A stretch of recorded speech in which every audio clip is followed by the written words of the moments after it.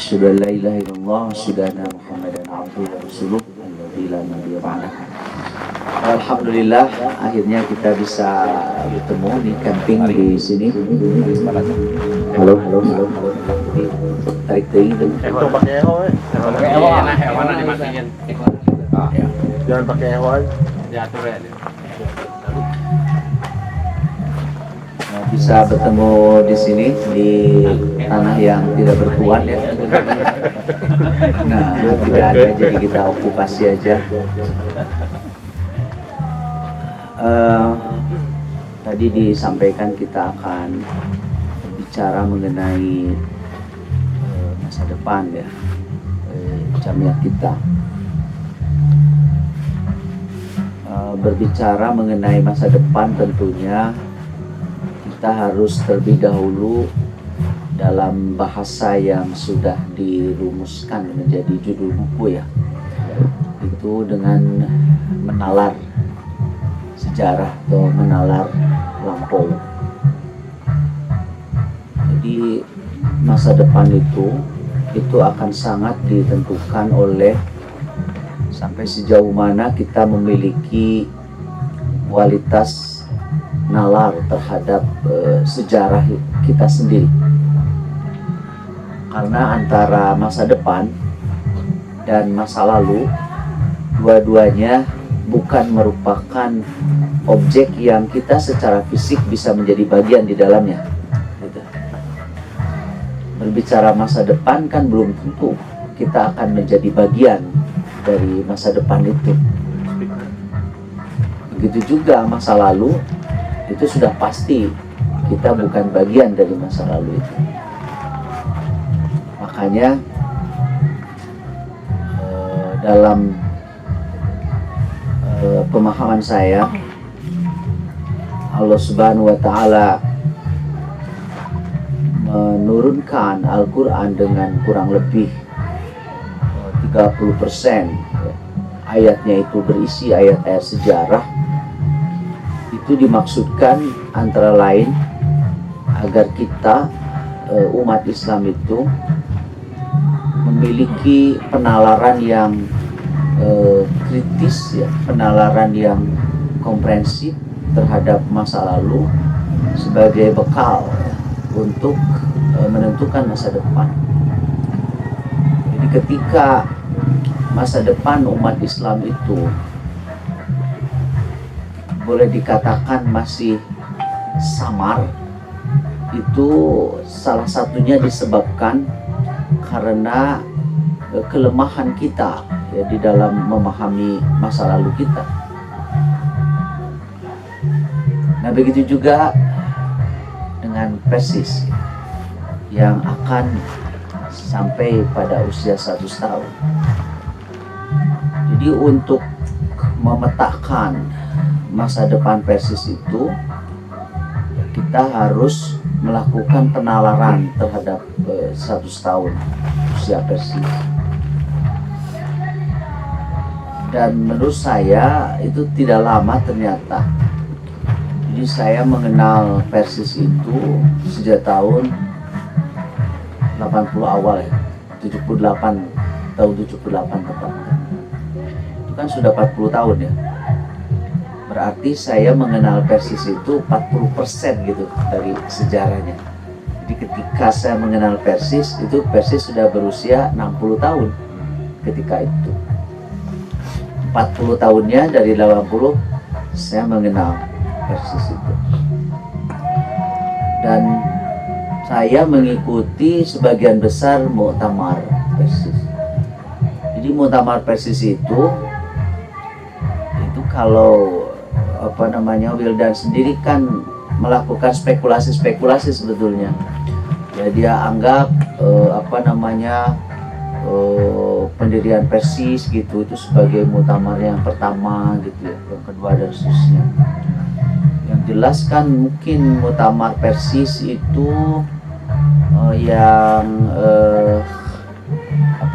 cukup monumentalnya tahun 60 karena di situ ada gesekan. Biasanya kalau aman-aman saja itu gak monumental. yang rutin-rutin gitu. Yang menarik. Yang monumental tuh kalau ada gesekan, bisa gesekan di dalam artian quote unquote itu sengketa, ya, monumentalnya. Kemudian gesekan dalam artian di situ terjadi satu kontestasi gagasan. Nah, sebetulnya di Muktamar Bangil tahun 60 itu sebetulnya kontestasi gagasan. Itu dimana secara berani Ketua Umum Persis pada waktu itu ya, menyampaikan gagasan agar Persis menjadi partai politik.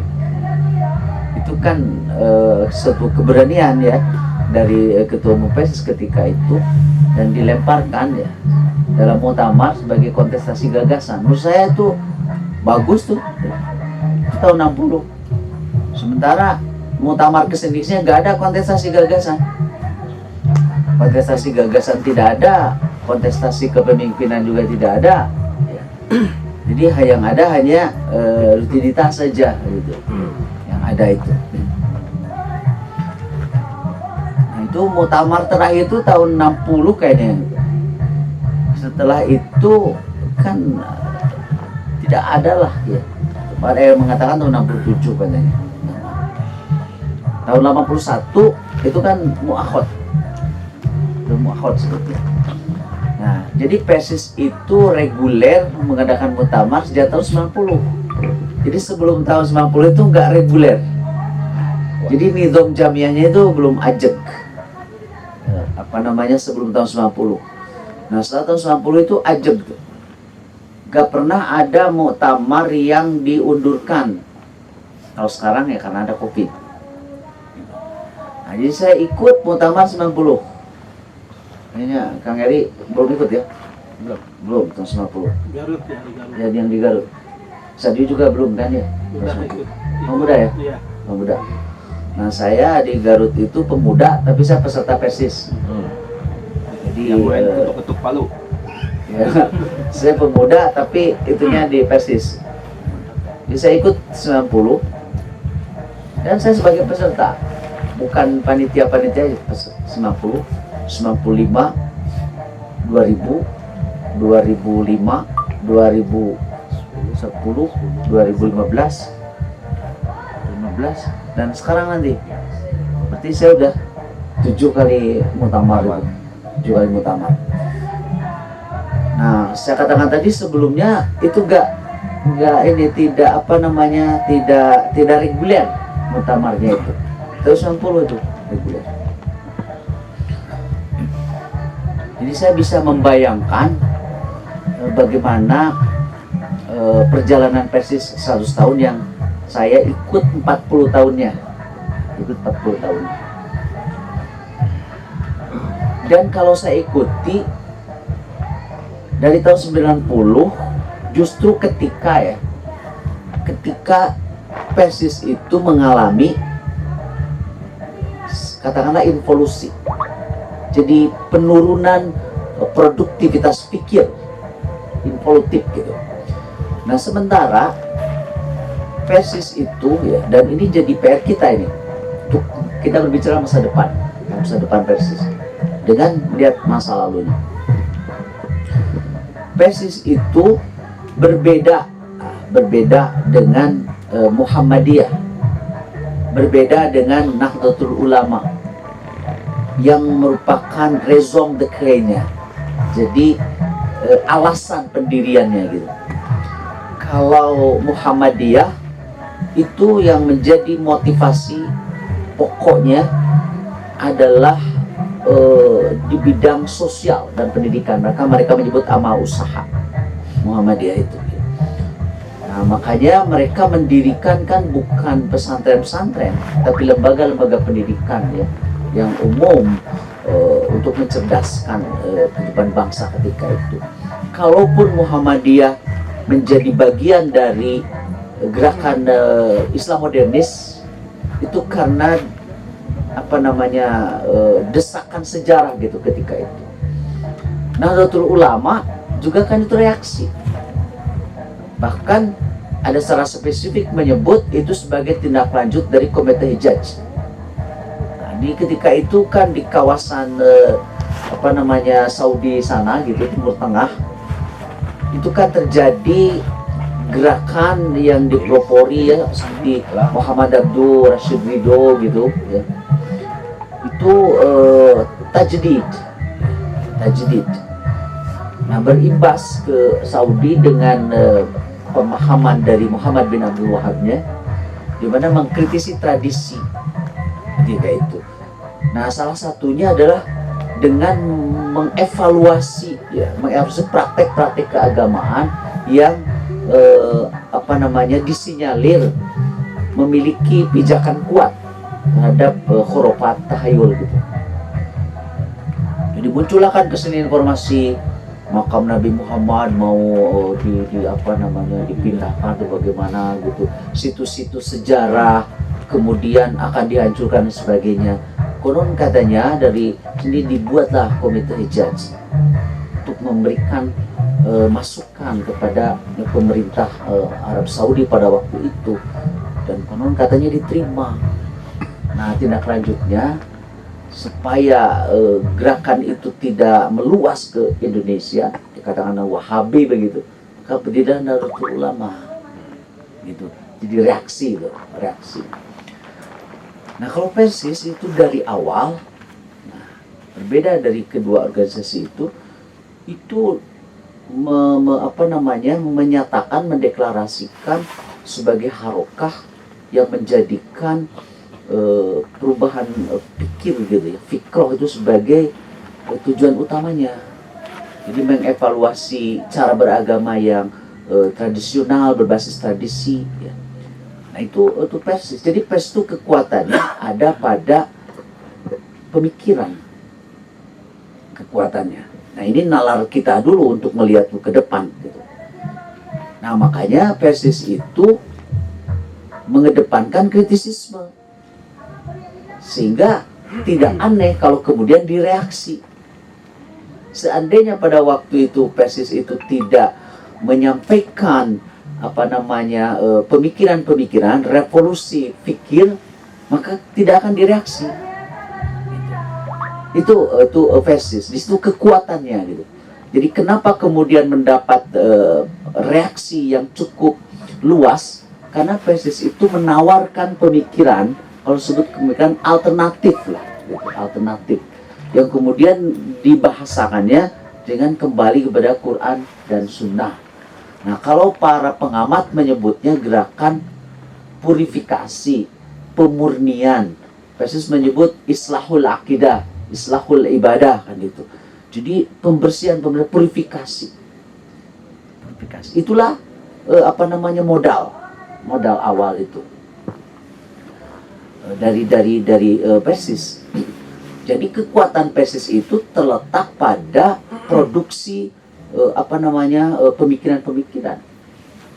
Oleh karena itu Persis generasi awal itu sangat berani mengkritisi pola pikir umat Islam yang sudah mapan di ketika itu. Itu modalnya Persis itu. Jadi kalau kemudian orang tua kita mengatakan bahwa Persis itu mementingkan kualitas bukan kuantitas, sebetulnya titik tekannya pada pemikiran. Karena pemikiran itu sebetulnya tidak bersifat massal, pemikiran itu gitu. Nah, apalagi yang menarik, boleh dikatakan kan satu aja gitu, tokoh Persis itu Hasan aja gitu. Hasan itu. Dan menarik dibandingkan dengan Nahdlatul Ulama, kan tokoh pendirinya Kiai Hasyim Asy'ari. Tapi kesininya kan beliau itu berbeda gitu. Publik mengenalnya terhadap Hasan. Hasan itu seolah menjadi jubir Persis, guru Persis dan sebagainya. Kalau di Nahdlatul Ulama itu banyak ulama-ulama, ada Kiai Wahab Hasbullah begitu ya. Salah satu pendirinya. Kemudian Muhammadiyah dengan Kiai Ahmad Dahlannya gitu. Tapi kalau Persis itu identik dengan Hasan betul. Jadi dengan satu beliau itu pemikiran kawah pemikiran di Indonesia itu bergolak gitu dengan Hasan. Nah itu modalnya di pemikiran Persis itu. Nah Persis ini menurut saya berada pada garis sebagai harokah, gerakan dalam pemikiran itu hanya sampai tahun 50-an aja. Persis itu. Jadi kalau ini ya sampai kemudian Hasan hidup dari 50-an. Dari tahun 50-an ke sini itu tidak lagi memproduksi. Nah makanya saya pernah menulis tahun 90-an itu bahwa Persis itu sebetulnya berhenti sebagai harokat tajwid itu pada tahun 50 sampai tahun 50-an. Sudah di situ hanya 30 tahun aja itunya apa namanya usianya. Kesininya itu hanya pelanjut mungkin pengikut juga Persis itu.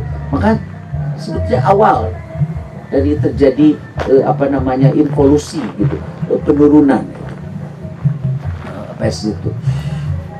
Jadi menyebarnya Persis bukan lewat sayap organisasi, bukan, akan tetapi lewat pemikiran. Persis itu menyebarnya, dan itu sampai tahun 50-an saja.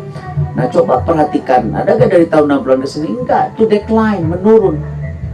Persis itu menurun. Jadi dinamikanya itu tidak lagi mengharu biru dari tahun 20-an sampai dengan tahun 50-an. Kalau sampai tahun 50-an itu betul-betul mainstream Persis itu. Nah bahkan ketika Muhammadiyah dan NU itu terlibat secara langsung di dalam pembentukan Republik ini, keterlibatan Persis itu tetap aja pada pemikiran keagamaan. Kan tidak ada wakil dari Persis namanya di Panitia 9 yang merumuskan Pancasila gitu ya, tidak ada.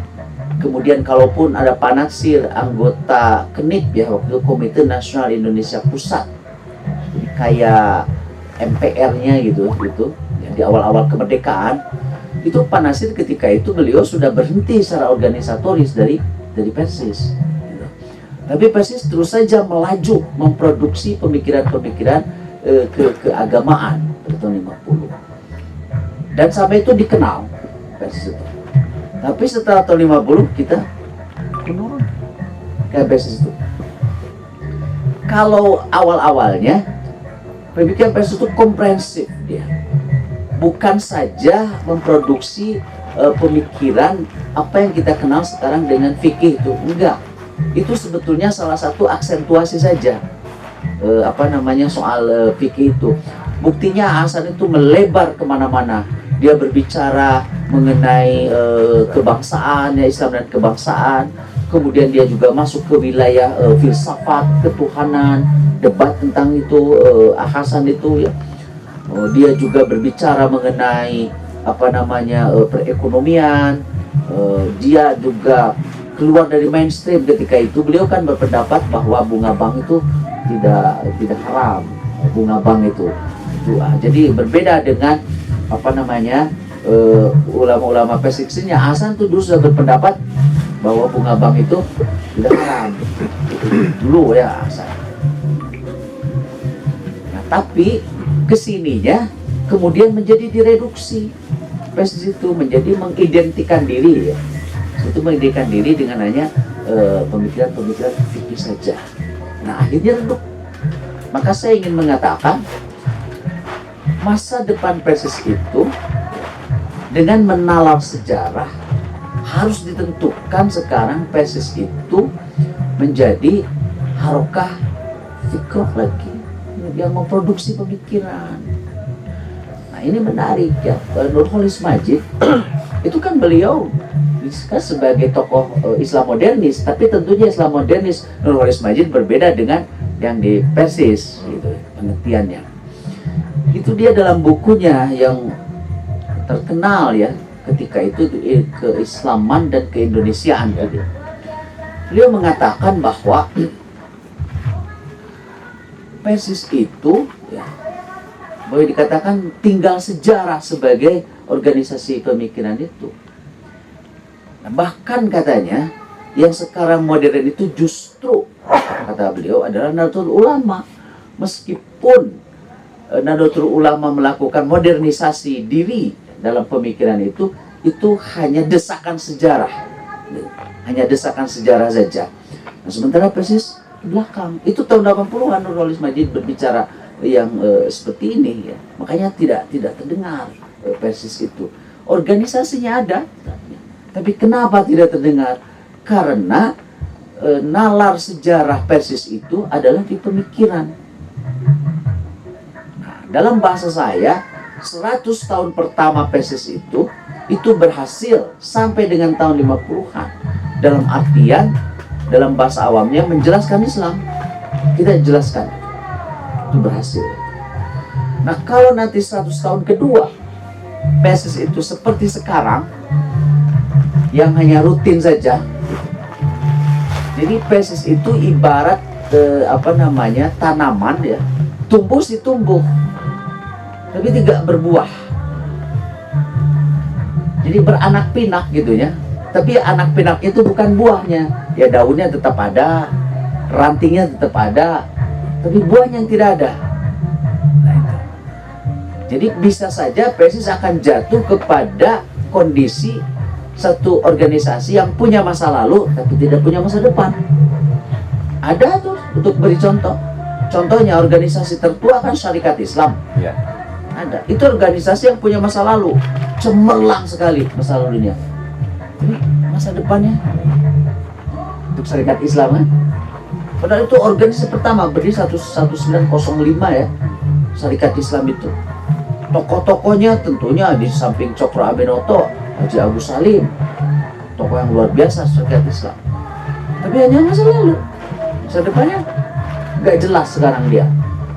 Kayak Syarikat Islam itu lagi dibangun lagi oleh Pak Hamdan Zulfa. Tapi itu kan sebetulnya Syarikat Islam itu kembar. Mereka konflik belum selesai.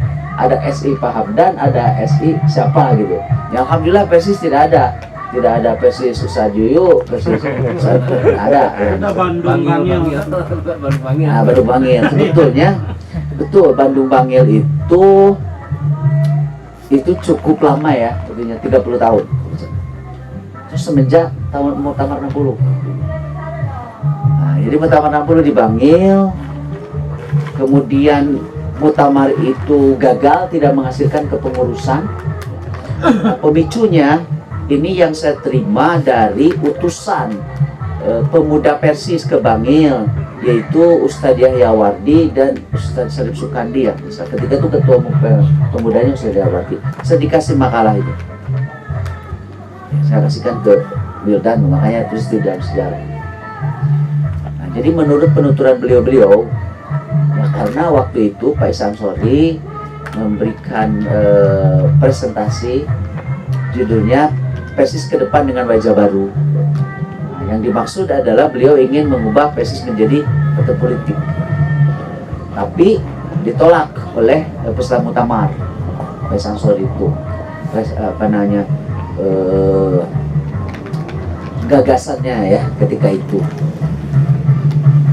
Nah, ketika itu terbelah ya, ada ulama politik yang pro gitu, yang gagasan Pak Samsuri, ada ulama non politik yaitu Ustaz Abdurrahman. Nah, jadi Ustaz Abdurrahman itu ya, dari berita catatan yang sampai ke saya, beliau itu tidak hadir di muktamar.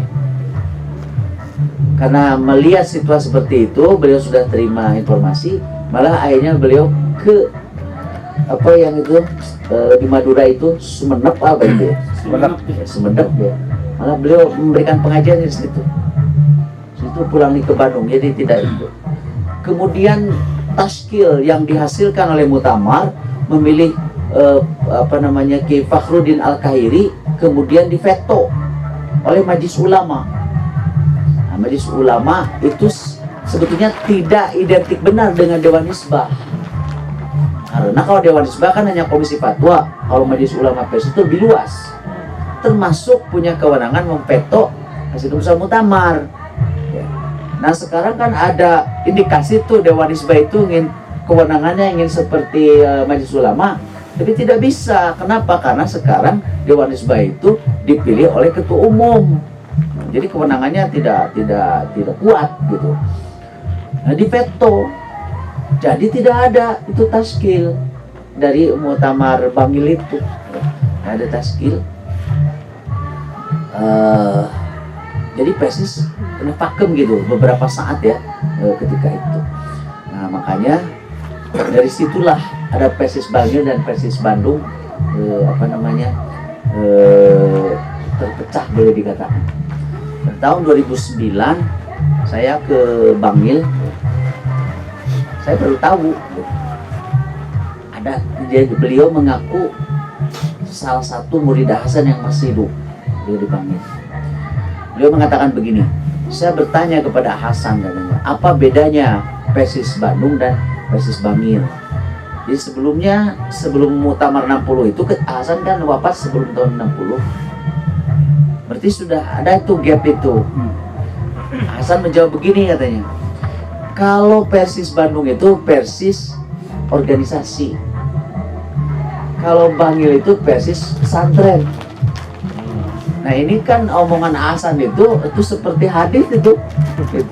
Makanya Persis Bangil itu lulusan pesantrennya itu jarang yang aktif di taskil. Dia keluar Jawanya membangun pesantren. Nah itu ternyata perpisahan ini boleh dikatakan ya.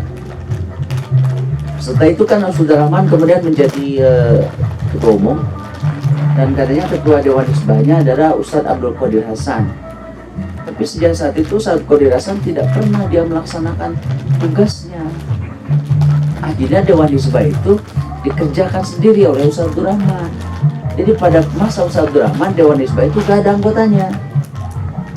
Jadi beliau sendiri 30 tahun dari Bangil ke Bandung, dari Bandung nggak ke Bangil. Nah pada Muktamar Persis 90 di Garut untuk pertama kalinya ada utusan dari Bangil. Nah itu mulainya dari situ hadir, ada Ustadz Gozi waktu itu hadir di situ ya. Jadi mulai di saya itu mulai ada cabang-cabang juga di Bangil ya. Dan Dewan Hizbah juga mulai direvitalisasi sejak Muktamar Garut oleh Ustaz Latif, dan ketika itu ketuanya adalah Kiai Eman Salaan.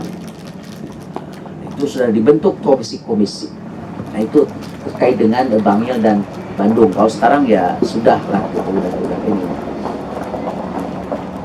Nah tadi kembali saya katakan tadi bahwa Persis itu ya, eksis sebagai organisasi yang concern dengan pemikiran itu sampai tahun 50. Berarti 50 ke sini itu tidak memproduksi pemikiran. Jadi hanya rutinitas saja itu kan dirasakan juga oleh kita. Dan saya merasakan dulu Persis itu pandangannya dari luar dan juga dirasakan di dalam adalah kelompok ya ulama intelek di dalam Islam kota Persis itu. Betul pulang Islam kota. Dan saya di Tasik merasakan itu. Saya tertarik ke Persis itu karena ulamanya intelek Islam kota. Nah, itu ya. Yang terjadi sampai tahun 50-an. Tapi jadi dulu itu kajian yang dilakukan oleh Persis. Nah, Ustaz Abdul Rahman membahasakannya, beliau itu malah menyebutnya study club, kelompok kajian.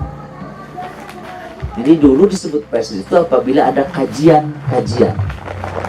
Nah secara teknis, kalau kajian-kajian itu kan semuanya memiliki kesetaraan. Jadi kalau itu ilmu, dia memiliki senjata masing-masing. Jadi kalau kita berkumpul sini 20 orang, itu 20 orang ahli semua. Dia mengkaji bareng-bareng. Tapi dari tahun 50-an barangkali, itu yang lahir bukan kelompok kajian, tapi pengajian. Kalau pengajian yang punya senjatanya satu, yaitu ustadznya aja. Akhirnya si yang Persis itu awalnya kelompok kajian, majelis ilmu, akhirnya menjadi majelis tabaruk saja. Jadi istilah kalaupun tidak ngerti mustami, yang penting dapat berkah dari ketidakmengertiannya juga gitu. Nah itu, ya kan muncul pengajian kan. Jadi kalau pengajian Ya selain ustadz gak perlu capek-capek dia untuk membaca dulu dan lain sebagainya. Ada upaya, judulnya menjadi mubahasah ya begitu ya. Tapi kalau mubahasah juga tertib gitu, masalah-masalah keislaman. Jadi kalau saya memotret tadi versi seperti itu, dan kalau sedikit ke dunia Islam pun kurang lebih 800 tahun sampai sekarang itu redup karena umat Islam itu berhenti berpikir. Nah dulu kan munculnya itu adalah oleh para ulama-ulama, ilmuwan. Nah sekarang tidak jelas dunia Islam itu mana. Bahkan kalau kita menyebut dunia Islam itu menjadi identik dengan dunia Timur Tengah.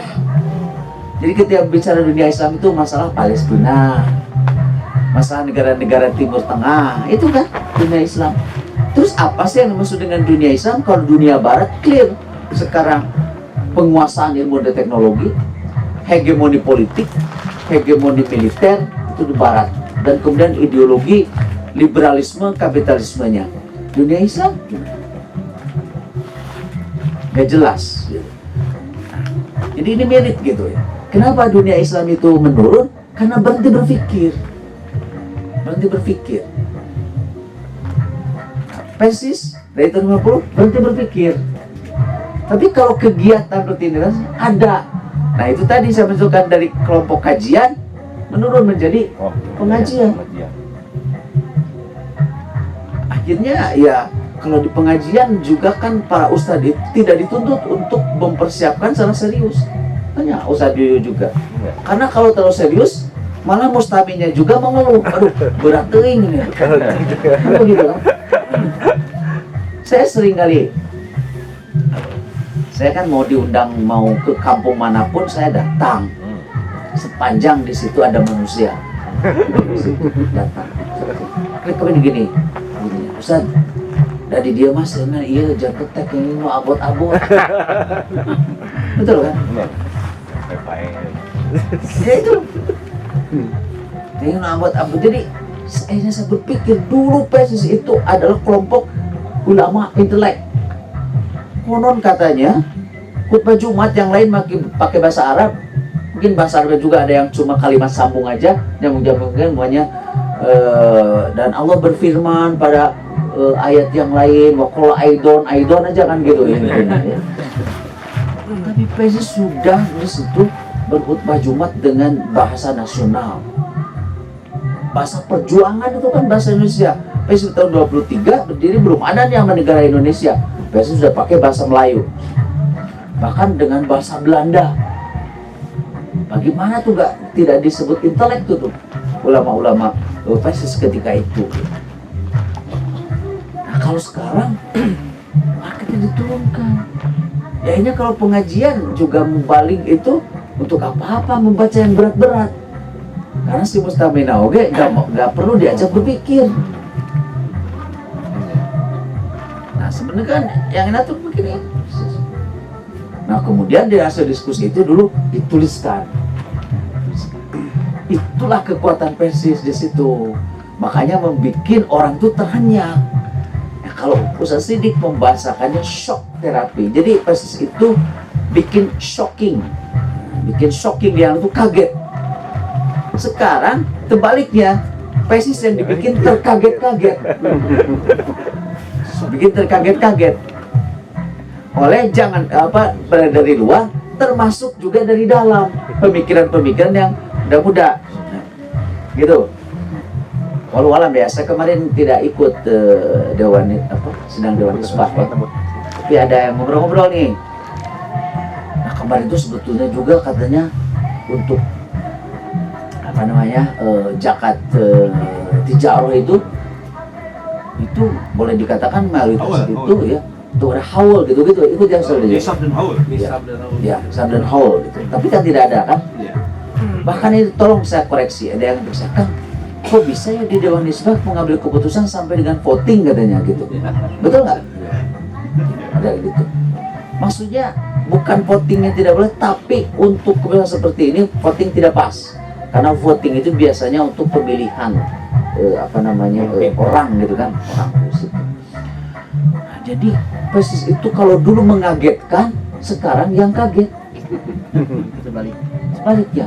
Dimaafkan juga. Nah itu. Jadi kan PJS kita sama PJS. iya iya. Nah, dia kalau dulu Mbak Ustaz ini membahasakannya shock. Jadi dakwah PSIS itu membuat kaget-kaget semua Terapi. dengan argumentasinya dan konsisten dilaksanakan. Ya, dilaksanakan. Kalau sekarang bukan lagi sebuah perdebatan yang bikin orang kaget, umpamanya soal sholat Idul Fitri di lapang atau bukan. Dulu jelas kaget. Jelas kaget. Jumlah rakaat taraweh dulu tuh kaget, sekarang bukan kaget, malah orang bosen. Gitu, orang bosen. Akhirnya kita yang dibikin kaget. Oleh yang bikin shock kita. Nah, kenapa itu terjadi? Jawabannya karena Yesus berhenti memproduksi pemikiran yang ada dalam mengawetkan. Nah, ini mengawetkan yang ada. Mungkin ya, kalau Hasan ada, mungkin dia marah. Mungkin dia marah. Karena Hasan itu, jangankan pemikiran dia sendiri juga dia ralat. Nah, Hasan itu dia ralat. Gitu. Contohnya dia begini ya. Dulu kan soal sholat Jumat bagi musafir ya, yang sudah pernah Hasan itu sudah juga berpendapat dulu gitu. Konon katanya Hasan itu kalau tidak salah dia mengatakan yang musafir tetap wajib, tapi putranya Abdul Qadir Hasan seperti keputusan Dewan Hisbah. Konon katanya Hasan ini mengakui yang pendapat putranya itu gitu untuk Hasan. Nah, belum yang lain-lainnya. Nah, jadi agenda PSIS ke depan itu adalah bagaimana menjadikan PSIS itu kembali berpikir. Karena disitulah kekuatan PSIS. Coba sekarang mau mengejar Muhammadiyah dari infrastruktur ke organisasi programnya bukan mustahil tapi berat ya, meskipun harus. Coba bayangkan dia udah punya 117 perguruan tinggi dan 50%-nya itu perguruan tinggi besar. Berapa sekolah menengah yang dia punya, berapa ratus rumah sakit yang dia punya, berapa duit yang dia. Jadi kalau kita bicara miliaran, Muhammadiyah itu triliunan caranya. Jadi kalau kita biaya muktamar mungkin 4 miliar, 3 miliar, masih belum ada gambaran. Itu kalau tidak salah biaya muktamar Muhammadiyah itu sekitar 32 M. 32 M, tapi lengkapnya sebetulnya 300 karena mereka membangun dom. Itu dom, dan karena muktamarnya sekarang kan mau di Solo. Nah, itu dibikin dom yang di Universitas Muhammadiyah Surakarta. Itu sudah selesai pada tahun 2018 dengan menghabiskan dana 230 miliar. Saya tanya, ini dari mana uangnya? Ya sebagian besar dari sini Pak. Itu dari Universitas Muhammadiyah Surakarta. Kemudian disambung, disumbang-sumbang yang lain 220. Nah itu kan dom-domnya, coba muktamar di Malang, Universitas Muhammadiyah Malang, domnya udah jadi milik situ. Kemudian muktamar di Yogyakarta, bangun domnya jadi dom ya, gedung besar gitu, jadi milik Universitas Muhammadiyah Yogyakarta, sekarang Surakarta. Dulu kenapa waktu saya jadi ketua panitia muktamar saya mau di pesantren? Karena itu tadi ayah kakaren, betul bahasa Sundanya itu. Ada kakaren di situ. Ketika ada gitu, kan ada kan situ. Dengan ada muktamar, benda kan jadi gede itu, jadi di aspal ke belakangnya segala macam. Ini perubahan. Nantilah kalau cerita detailnya, sebetulnya kalau lancar betul itu akan lebih besar sumbangan NU itu hampir di pesantren itu di Cipasung ya, Saduyu. Sampai sekarang ada jalan muktamar ya, namanya di situ. Ini jalan muktamar karena waktu presiden datang, muktamar. Nah, kenapa saya mau di pesantren? Gitu. Sekarang malah pindah ke hotel kecil. Jadi mengecilkan diri gitu. Hotel yang di aspal nah tuh. Mengecilkan diri gitu. Nah, ini cerita dari Wildan. Usul deketingnya, Kan? kalau dekat usulnya. Iya. Bener. Gitu. Kenapa? Dulu itu sebetulnya ragu. Jadi Alohyara Musashi di kami itu sebetulnya ragu di Tasik waktu itu. Tapi kan saya orang Tasik. Justru yang siap Garut terus ada Aceh. Bahwa itu siap Garut. Tapi waktu saya gini, Garut kan sudah. Yang belum Tasik. Ya. Jadi saya berkekeh gitu. Kekeh. Padahal yang punya pesantren Musa Sidik. Saya kekeh pokoknya harus di Tasik. Akhirnya jadi gitu. Sudah Garut. Nah akhirnya komprominya di Garut tetap. Tapi untuk pesistri. Iya. Ternyata bisa. Coba bayangkan muktamar di 2 tempat. Garut, Tasik. Saya ketuanya. SBY gimana? Jadi intinya memang kalau tidak begitu berarti gak mau bekerja itu. 2, gak bisa bekerja atau gak mau bekerja atau dua-duanya, itu lebih parah. Jadi 2 tempat di Garut dan saya hampir 1 tahun saya terus mempersiapkan dan pas mendekati hari hanya waktu itu kan Syawal ya. Selama Ramadan saya mungkin buka di rumah cuma 2 atau 3 kali. Dan hari ketiga setelah Idul Fitri saya sudah tidak di rumah lagi terus. 2 tempat, Garut, Tasik, Garut, Tasik. Itu dan apa yang terjadi? Ya. Setelah itu kan ada muktamar NU dulu di Makassar. Nah di Makassar itu mungkin nggak ada pesantren NU besar gitu. Jadi dia pinjam di ruangan di mana. Nah setelah itu PSBY membuka PSIS. Katanya Pak SBY gini, begitu melihat pembukaan di Tasik kan kita kerahkan tuh semua banyak sekali. Kata Pak SBY gini, katanya NU lebih besar dari PSIS. Tapi kemarin saya habis membuka muktamar NU, saya membuka PSIS, kok PSIS lebih banyak. Udah tau diserahkan KB segitu teh. Lebih banyak.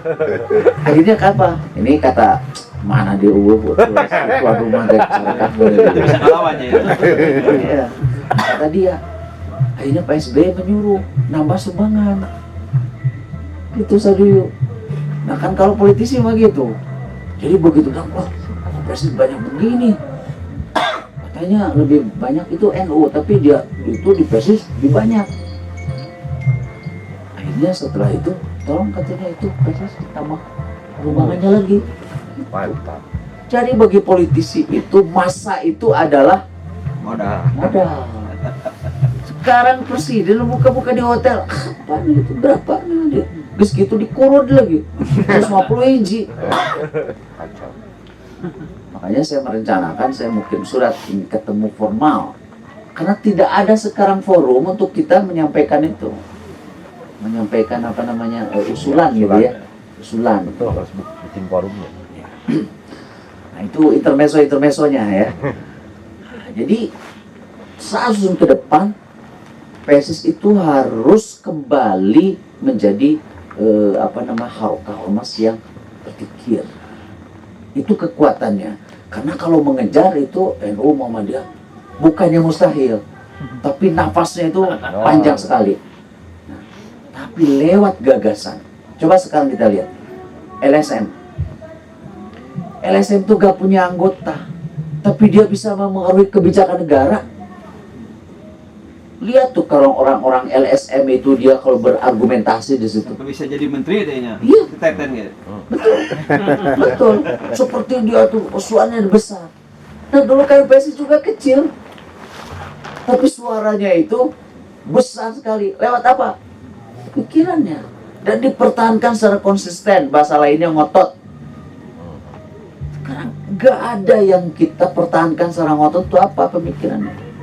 Nah ini 100 tahun kedua itu PSIS harus menemukan kembali itu tuh apa namanya keasliannya ya, di situ kekuatannya. Nah kalau lah gitu ada istilah SM waktu itu PSIS itu seperti LSM tuh di awal-awal kan kecil, tapi dia bisa Pengaruh. mempengaruhi dan menjadi trendsetter, ya. Membentuk kecenderungan pada waktu itu. Nah sekarang PSIS itu belum menjadi tidak lagi menjadi trendsetter. Jadi kita harus jadi trendsetter. Nah akibatnya yang terjadi, kita kalah dari seperti maunya kelompok Salafi, Wahabi. Kecil. Akhirnya PSIS tapi kebagian buntut kita sebut Wahabi pinggiran kan gitu ya. Nah itu Eri langsung seri gitu ya. Malah kita disebut udah Wahabi pinggiran deh. Padahal mending sekalian ulah pinggiran gitu ya. Disebutnya Wahabi pinggiran. Nah, padahal kita kan bukan Wahabi dalam pengertian yang seperti itu. Kenapa? Karena lihat apa yang dilakukan oleh Salafi itu ya seperti PSIS melakukannya dulu. Nah, ini agenda yang kedua. Nah sekarang kalau PSIS pada agenda 100 tahun yang kedua itu ingin menemukan kembali jati dirinya, yaitu sebagai kelompok ya yang mengedepankan pemikiran tuh menjadi trendsetter, berarti kan bicara SDM. Kalau dengan yang ada sekarang itu baru potensi, tapi belum potensial, belum satu yang aktual. Nah ini harus diakselerasi. Sebetulnya ya, harus diakselerasi SDM yang ada itu agar kita bisa menjadi kompetitif. Yang pertama-tama adalah dibangun kepercayaan dirinya.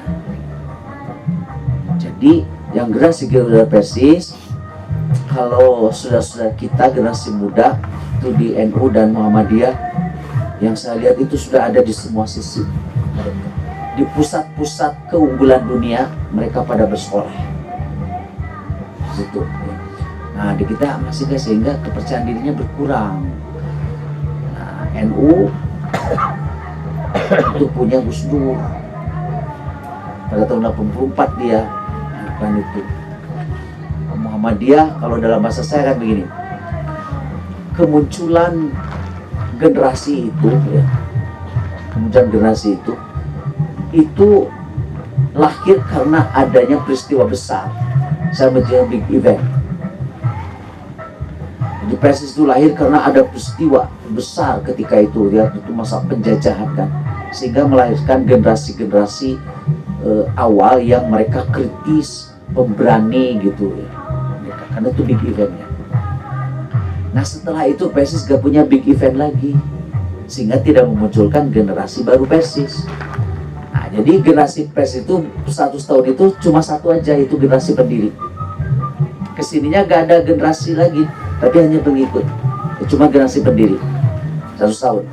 Nah sekarang generasi 100 tahun kedua nih, kita harus melahirkan generasi barunya. Nah big eventnya adalah PES 100 tahun kedua. Nah tadi saya menyebut Gus Dur Nahdlatul Ulama. Jadi NU itu lahir kembali pada tahun 84. Big eventnya adalah ketika Gus Dur mendeklarasikan apa yang disebut sebagai kembali ke Khitah 26 tahun 84. Tahun 84 PSIS masih di mana? Tahun 84. Ketika itu NU kan sibuk, dia puluhan tahun di politik, pesantren terbengkalai. Ketua umum itu paling lama hampir 30 tahun adalah Kiai Idam Khalid, identik dengan P3, terus bergelut di situ. Muhammadiyah terus di pendidikan, jadi tertinggal. Nah, maka Gus Dur dengan sangat cerdiknya dalam Muktamar Situ Bondo akan kembali ke Khitah 26. Itulah big event yang kedua bagi Nahdlatul Ulama. Apa yang terjadi?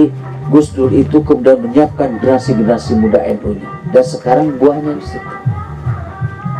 Itu ada big event tahun 84. Kalau Muhammadiyah, dalam pengamatan saya, tiap muktamar dia big event Muhammadiyah itu.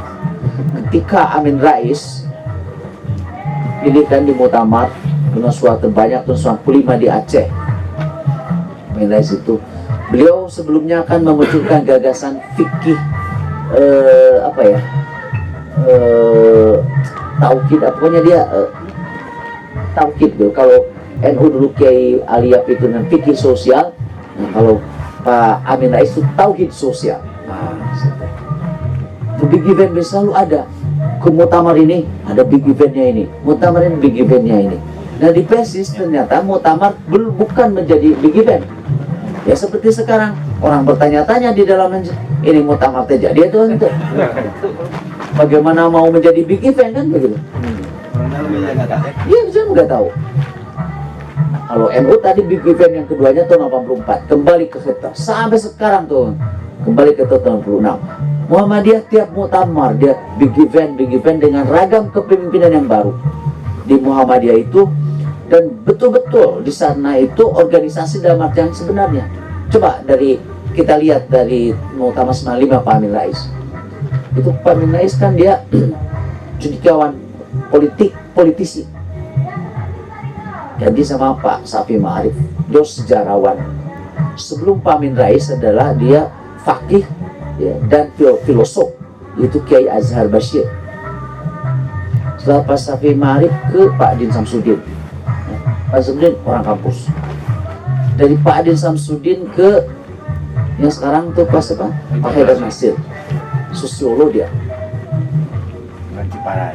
Iya, Ciparai. Jadi saya berpikir sebetulnya imajinasi saya tentang Persis itu justru sekarang adanya di Muhammadiyah. Coba lihat ketua umum Persis.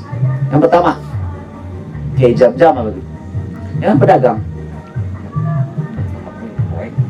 Pedagang kan. Yang kedua, Kiai Sansori politisi. Kiai Sansori itu gak pernah sebagai ngasih pengajian kayak sekarang. Dia politik aja gitu. Atau dia masuk kayak gini. Sabtu Rahman fakih ya, dia seorang fakih gitu, Sabtu Rahman. Salati Mukhtar, beliau itu adalah ulama yang generalis beliau ya, juga aktivis ulama Salati Mukhtar itu. Kemudian ke Ustaz Sidi di situ. Jadi sebetulnya di Persis itu juga cukup variatif dalam pengertian latar belakang dari para pemimpinnya itu.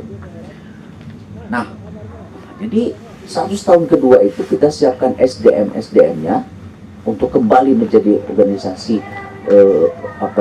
yang kekuatannya ada pada pikir, supaya percaya diri dulu. Ini untuk SDM dan ini yang muda-muda ini. Dan sekarang betul-betul ya 100 tahun kedua itu terjadi alih generasi. Sekarang kan yang disebut yang sepuh itu tinggal berapa? Bisa dihitung dengan jari. Bisa dihitung dengan jari. Jadi ini sekarang yang muda, kalau kemudian Anda melambatkan diri untuk memahami ini, maka kita akan dikutuk oleh sejarah. Itu oleh sejarah, udah selesai gitu. Dan Persis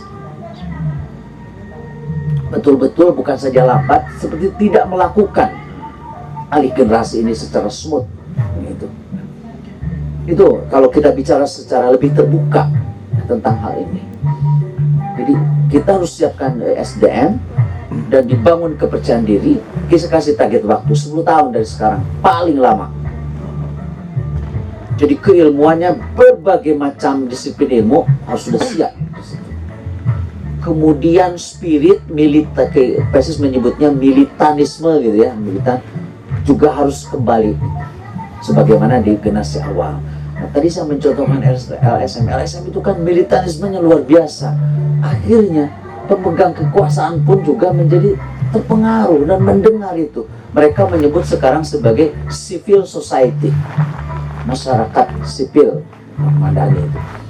Nah, Persis itu menempatkan pada masyarakat sipil juga tidak. Muhammadiyah sudah berbicara mengenai jihad konstitusi.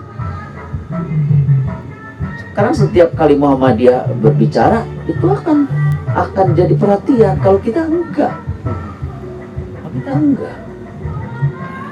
Ini ya, PR kita 100 tahun kedua adalah bagaimana menjadikan Persis kembali sebagai ormas yang fokus pada pemikiran.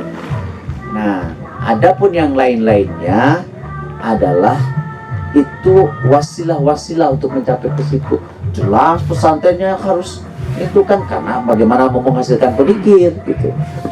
Nah, dulu Salati Mukhtar ketika dalam perjuangan mendirikan yang sekarang jadi STAIPI, ya beliau itu kan boleh dikatakan ya sendiri ya, berjuang sendiri dari PPT ke STIU ke STIP. Jadi mungkin hampir-hampir berhenti tengah jalan juga. Saya pernah berbicara berdua dengan beliau. Ketika itu kan akhirnya mau beliau dengan sangat agak emosional. Pokoknya harus pindah ke Ciganitri, ada sesuatu lah gitu. Pokoknya harus pindah ke Ciganitri. Kata Pak Lati begini, sebetulnya kita ini terlambat mendirikan perguruan tinggi. Harusnya yang banyak perguruan tinggi itu bukan Muhammadiyah tapi Persis. Kenapa sebenarnya Ustaz? Kan Persis itu adalah organisasi yang fokus pada pemikiran. Di mana kita menghasilkan dan menggodok pemikiran itu? Kalau kita hanya punya lembaga pendidikan tingkat menengah, kan yang kita punya sampai mualimin. Itu kan bukan para pemikir di situ. Nah, itu ada di pendidikan tinggi. Jadi harusnya yang punya pendidikan tinggi itu Persis, bukan Muhammadiyah. Karena kalau Muhammadiyah kan deklarasinya pada amal sosial, amal usaha, kan begitu. Kalau Persis pada pemikiran, tapi tidak punya pendidikan tinggi, yang ada pendidikan menengah.